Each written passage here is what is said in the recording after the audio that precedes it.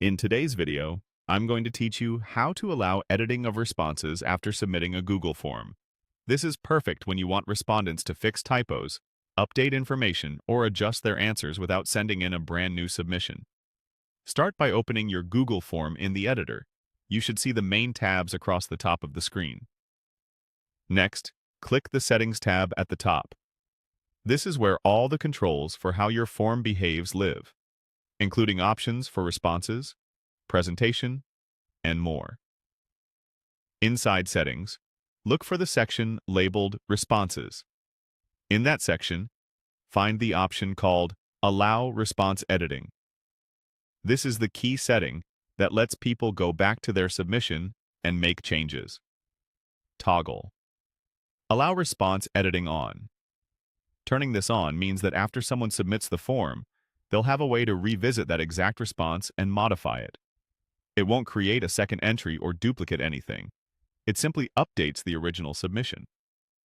This is especially helpful for forms that might collect details that could change, like contact information or preferences.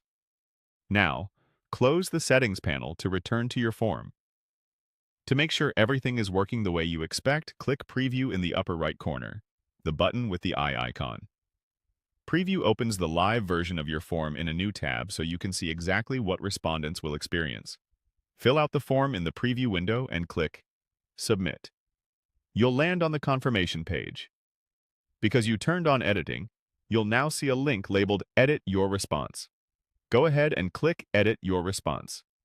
You'll be taken back into your submitted answers, where you can change any fields you want. When you're done, submit again to save the updates. That's it. You can now change your answers after submitting the form. A few tips to keep in mind as you use this feature. The edit link appears right after submission on the confirmation page, so it's helpful to let respondents know they should keep that page or bookmark the link if they think they might need to make changes later. If your form also sends confirmation emails, the edit link may appear there depending on your email settings. Remember that editing a response updates the existing entry rather than creating a new one, which keeps your data cleaner. And if you later turn off Allow Response Editing, respondents will no longer be able to modify past submissions. With that, you're all set to enable and test response editing in Google Forms.